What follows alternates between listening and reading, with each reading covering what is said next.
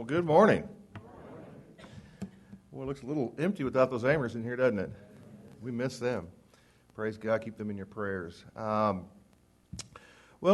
Charles invited me to present something that happened recently, spring break. I took a group of our college students on a mission trip. We call it a disciple trip. That's a ministry, by the way, that that God has kind of grown me into, and starting this summer, I'll be moving from the church. I've been here 20 years on the staff here, and I'm going to be moving this ministry to take people on short-term mission trips. We want to see their faith taking flight, especially young people from smaller churches who would never get to go and have this kind of experience that you're fixing to see here in a few moments. But really for anybody, they're intergenerational. Titus 2 says that the older should be teaching the younger, and we need experienced people to go with us and work with these young people and help them engage and push through their fears and just encourage them along the way, and just have this neat little family concept as we travel. So I'll be bringing that over. I'm excited about it, but we, again, recently had a chance to take a trip to Antigua. And so I want to talk to you, and I kind of like to organize what we do in three areas. We talk about people and places, and we take people to places around the world to find their greater purpose. That's really what DisipleTrips is all about. And so I want to begin with this place that we went to called Antigua. It's in the Caribbean, as you can see there, and it's kind of at the top of the Lesser Antilles chain. It's actually a country. Antigua and Barbuda are two islands there together, about 110 square miles for Antigua itself, with about 90,000 people. Very Christianized nation in a sense, and we'll talk about that more in a moment. But the dominant religion is the Anglican Church, or the Church of England, and that's because Antigua was a British colony for the longest time, and people had brought over Africans to be slaves in the sugar plantation business. And so you'll see still evidence all over these domes, these windmills that were used to grind the sugar from the cane. But anyways, several years back, 20 years or so ago, maybe longer, Britain gave Antigua their independence. And so now they're a self-governing nation. The cool thing is they speak English. And so when I've been taking people on mission trips for a long time, but when you can go somewhere that has this really interesting culture. In fact, I like to say, when I try to explain Antigua to somebody in a sentence, I like to say, I feel like I'm around a bunch of Africans who live in Mexican houses that speak English and happen to live on a tropical paradise. That's how I describe Antigua. So it's kind of an interesting thing, and you'll see some of that maybe in a moment, get a feel for that. But on that whole island there's only 3 congregations of the New Testament church, and 2 of them don't even get along, so it's just kind of sad. And I've been going there my 4th time. Nat Cooper is the one who told me about this place, and I went with him my first time kind of as a survey trip, and now I've taken 3 groups, and there's something very valuable about repeat visits and people beginning to trust you and open up to you and work with you better. So again, I took some of my people too, though. I mean, we're people as well, right? And so this is our team. We took 12 students and 3 adults. And again, they gave up their spring break, raised a lot of money to be able to go. And there you can kind of see they weren't suffering, though, I promise you. They had a good time. Maybe some mosquito bites, a few other things, but anyways. But our greater purpose is, again, sharing the gospel. Back last July, the top picture there, the first picture is just an old football coach from Brownfield, Texas. He had never studied with anybody before. And he brought a group of 6 or 7 from his church, and we were doing VBS at night. And this lady here named Connie was bringing those kids to VBS. And she was interested in a Bible study. So Cade started studying with her. He'd never done this before. He was scared to death. And we had equipped him how to do that. And every day afterwards, he would go, what do I do next? We just coached him along the way and led him through that process. But one of my things I was really anxious about going back is, would Connie be there? Would she still be faithful? That was a big concern of mine. And I'm happy to say that picture on the right I took 2 weeks ago. She was there, dressed beautifully with her family.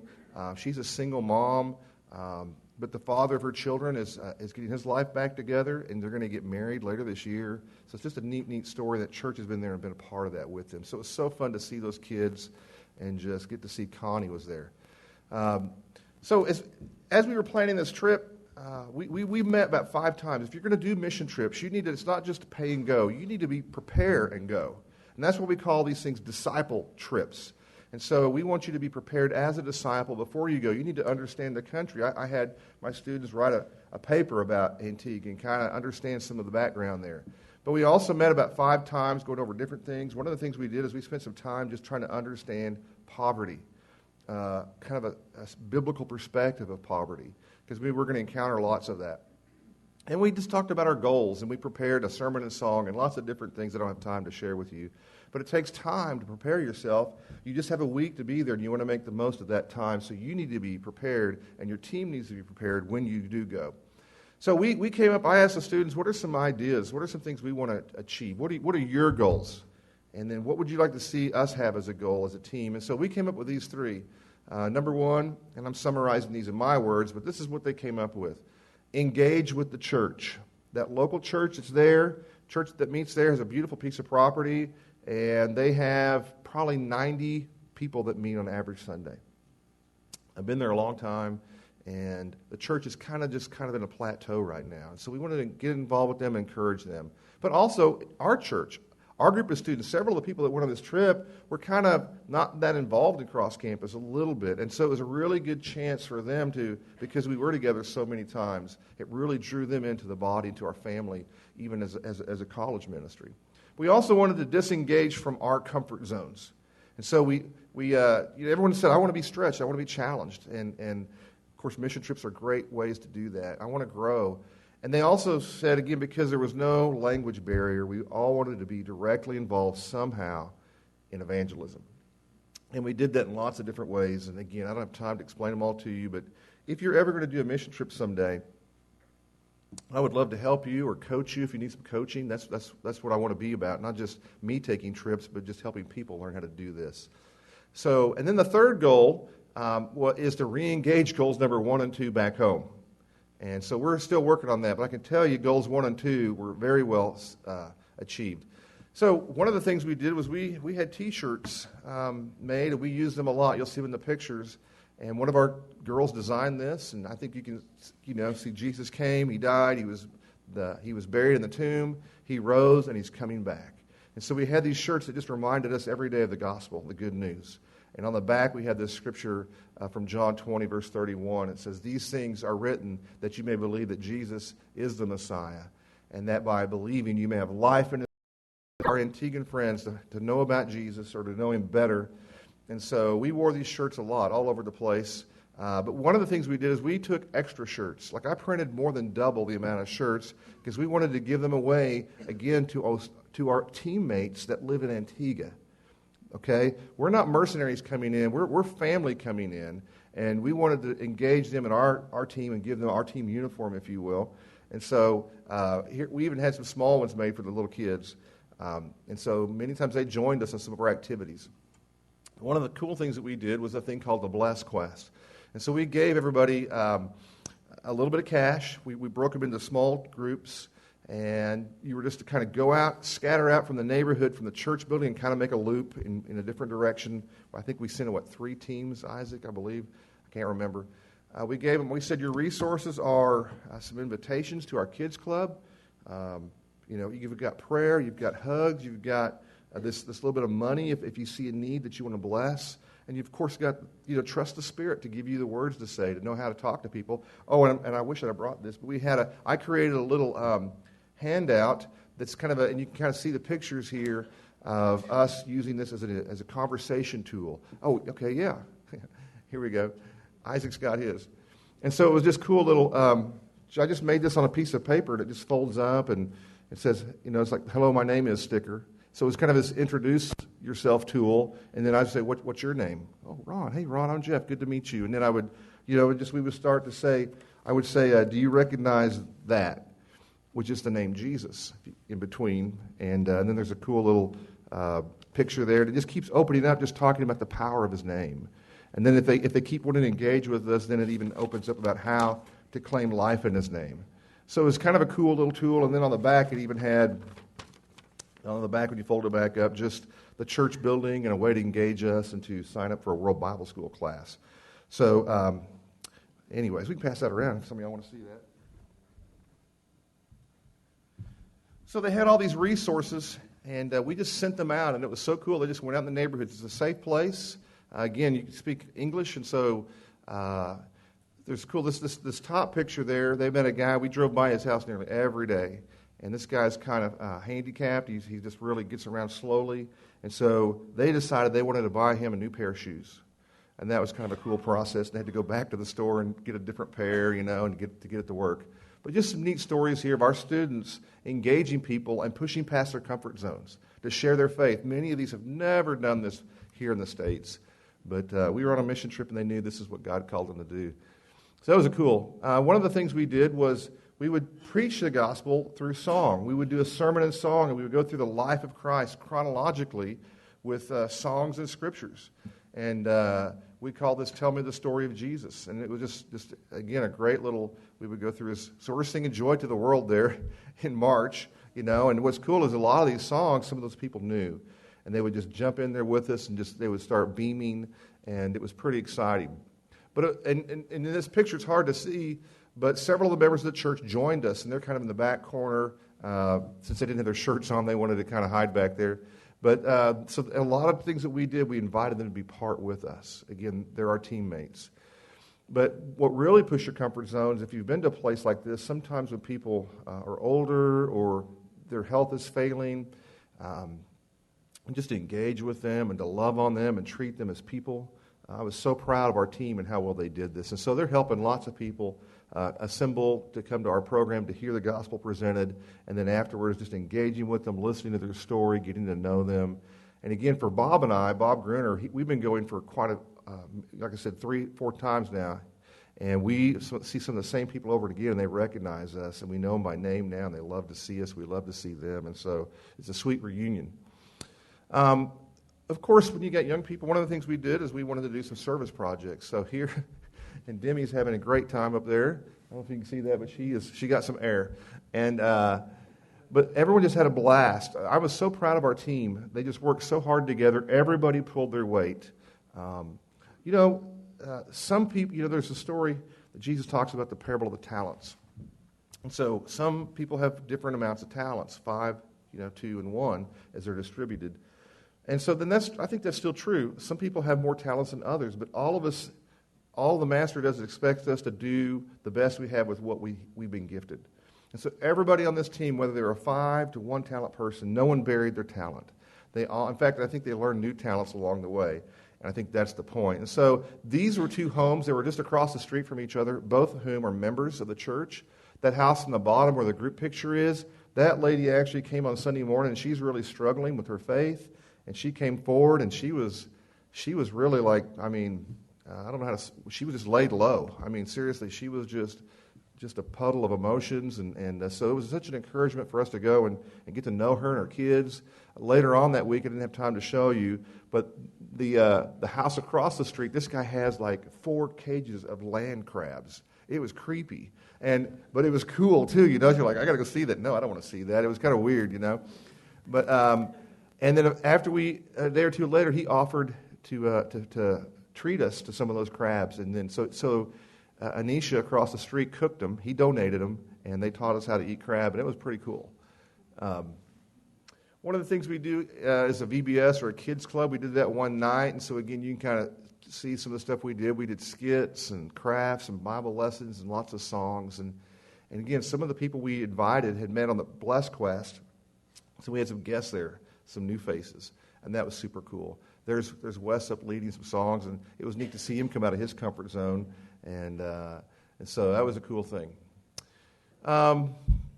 This one was something I had been wanting to do for a long time. Right across the street from the church building, and in this top picture, let me see if I got a pointer here.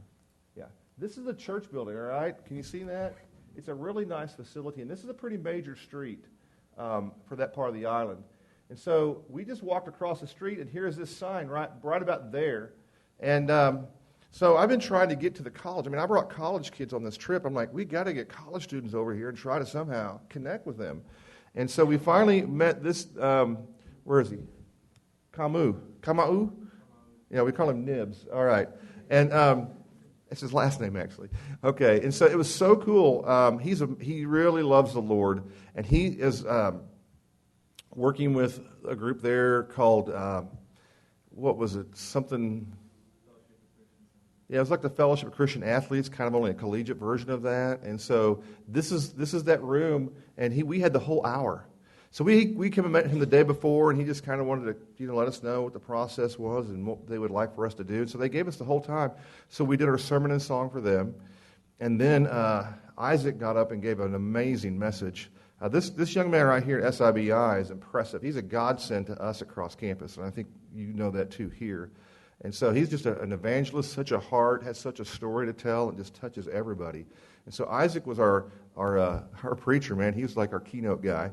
He just did a great job. But it was so cool to be with these students. And some of the students in this room, 2 of them at least, go to this college. And they go to the church right across the street. So I think it was really cool for them to have us be there. And I think it was just a cool thing. So we don't know what that's going to lead in the future, but I think it was a great thing. We're welcome back any time now. We know who the contact people are, and so it's pretty cool. But one of the neat things we did, again, to stretch past our comfort zone, is to do street preaching. We did this on Wednesday night. Instead of meeting in the church building, we just shut that thing down, and we took the church to the streets. Amen? And it was great. It was crazy. I mean, we didn't know exactly how this was going to work, but we set up a little PA system. I mean, we're kind of in the middle of this neighborhood, and there's kind of a little sort of cafe there, and as Isaac says, you can smell marijuana over here, and people were drinking over there, and it was just kind of this crazy little place, And here we were trying to shine light in the darkness, and it was awesome. And people weren't sure what to think at first, and we sang. But what's really cool, and again, it's hard to see, and I don't have enough pictures to show you, but the church came out. They joined us, and they felt so good about it. They said, we used to do this a long time ago. We got away from this, and we need to do this more often. And I think a big part of what we did on this trip is we think about, did it work? Did it have any impact? I think we really helped light a fire for this church. And again, I'm going to take another group back in July. And so, and what's cool about that trip is I'm taking Jerry Tallman with me, and he is going to go a week early and get that church ready, and then we're going to kind of just swoop in like a little army and go knock doors and meet people, and invite them to things and do VBS with the kids in the morning, and then send them home and say, all right, come back tonight with your parents, and then he's going to preach a gospel meeting at night, and then we're going to leave when the week is over, and he's going to stay another week and help them do the follow-up. Isn't that awesome? So be praying about that. We think that's a pretty cool thing. We're so grateful that he and Connie are willing to do that and take the time to do that, because I think, again, this is a nation that has known the Lord in the past, but has really become worldly and just strayed, with all the influence of tourism and things like that, trying to reach, wealthy people. They've really just lost their way. And so we're really trying to encourage them. There's Wesley. There's out there again, just any chance we got. We're doing something else. We're going to eat somewhere, and I couldn't stop Isaac and Wes and Demi from every where we went. They had to meet people and pull that thing out or pull their Bible out. It was awesome, And so we just really had some people just trying to engage folks every chance we had. So I was real proud of them. When I think about this concept of people, places, and purpose, I think about these key words found in this book. And so a few weeks ago, I did a little personal study on the word people. It's mentioned in the Bible nearly 3,000 times. So it took me a while to wade through all those. But in another notebook, I kind of jotted down the ones that kind of stood out to me, especially when it came to missions. And so here's just 3 of those passages, kind of key on the word people. In Matthew 4:19, it says, "Come and follow me, and I will send you out to fish for people." And then in 1 Corinthians 9, Paul says, "I have become all things to all people, so that by all possible means I might save some."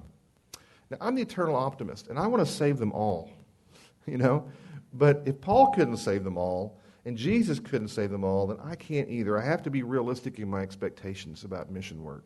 But you know what? We can save some. Our job is to sow into water, and it's God's to give what? The increase. And then Paul writes again to Timothy, and he says, "This is good and pleases God our Father, who wants all people saved." And I really believe that's why the Lord hadn't come back yet. I really think he's still, as long as there's a chance for someone to come to him, he wants people to be saved, and he wants us to be out there sharing this gospel, this good news. When I think about people or places, not as many verses in the Bible about this, just about 1,000.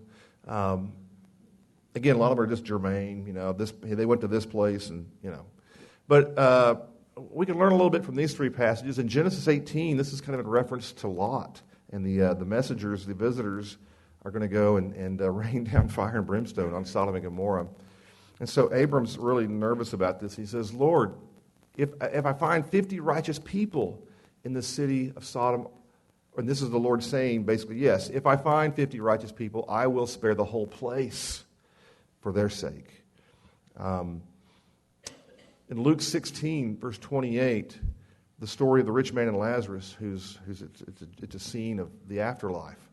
And he says, and he's in torment, and he's just, he asked if he can go back. He says, for I have 5 brothers.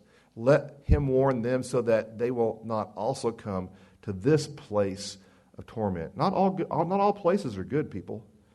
And a lot of people are destined for a very bad place, just like this guy was. But then there's a better place. In John 14, verse 2, Jesus says, in my Father's house are many rooms, and I'm going there to prepare a place for you. And we want him to be preparing places for our friends in Antigua, wherever it is God sends us as well. So Jesus has a big house, and he wants lots of people there. And then the idea of purpose, there was not as many verses here, but some that I think are interesting. In Psalm 33, it says, the Lord foils the plans of a nation. He thwarts the purposes of the peoples, but the plans of the Lord stand firm forever, the purposes of his heart through all generations. And so we have our purpose. Sometimes it matches up with God's, but God's purpose always trumps everyone's. And we want to be part of that purpose. And we know that in all things, God works for the good of those who love him and are called according to his purpose. One of my favorite scriptures, Romans 8:28.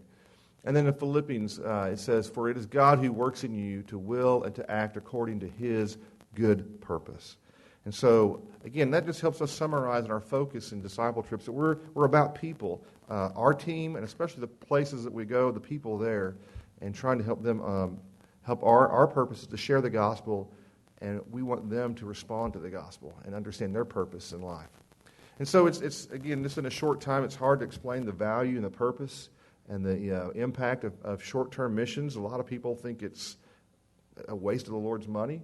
But I would challenge you to ask almost any missionary how they got started, and nearly every one of them went on a trip like this, and it lit a fire inside of them. And my prayer is that some of these people will come back and want to become AIM students.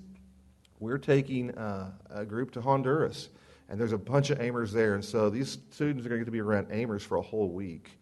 You talk about the ultimate camp adventure right there on the mission field. And so, and there's a girl that's coming back with us this summer who went last summer, and she already told me last year at the airport on the way home she wants to be an AIM student. So I really believe we're planting seeds here, and we'll see some of these people back here to preach or to come and be a student missionary. But I asked a few of my students, and I wanted to share a few quotes, and then my time is up. This is Isaac. And again, here's another example of him just out there sharing his faith. And so he says, mission trips are priceless because they create memories and experiences you can get nowhere else. Antigua was a valuable week for everyone that went, and a tremendous time to bond as brothers and sisters in Christ. Then I wish I had time to tell you Demi's story. Demi is a new Christian. She's only been a Christian for about 4 or 5 years. In fact, she was an atheist, really. That's how she was raised, to either not believe in God or to hate him. And I wish I could tell you her story. But she is just amazing. By the way, her youth minister was a former AIM student and a guy who went through SIBI that moved to El Paso. And now she's here going through cross campus. We went to her church. We met her by doing a youth rally called Velocity several years ago. And she came to Lubbock. She knew where her church home was because we'd been to her home first. But she says this. She says, I learned how important it is that the kind of work we do overseas mission, when we do overseas mission, is the same kind of work we need to be doing wherever we are. We should have that fire and desire to serve and evangelize right here in Lubbock that we did in Antigua. And that's the deal. So that's the challenge. I definitely feel like we achieved our goals to engage with the local church, to really be a team with them, to draw them in. and then also to push ourselves past our comfort zones, to stretch and grow, and to share the gospel in many different ways. And so now our challenge is to keep the mission trip alive in our mission field in our own backyard here at Lubbock Christian, at Texas Tech, or wherever it is we live. And so I really believe it's important that people get this idea of people, God's heart for people, and there are places around the world and helping them all understand their greater purpose. So my time is up. So thanks for listening. And if you have any questions, I'll be happy to visit with you later. God bless.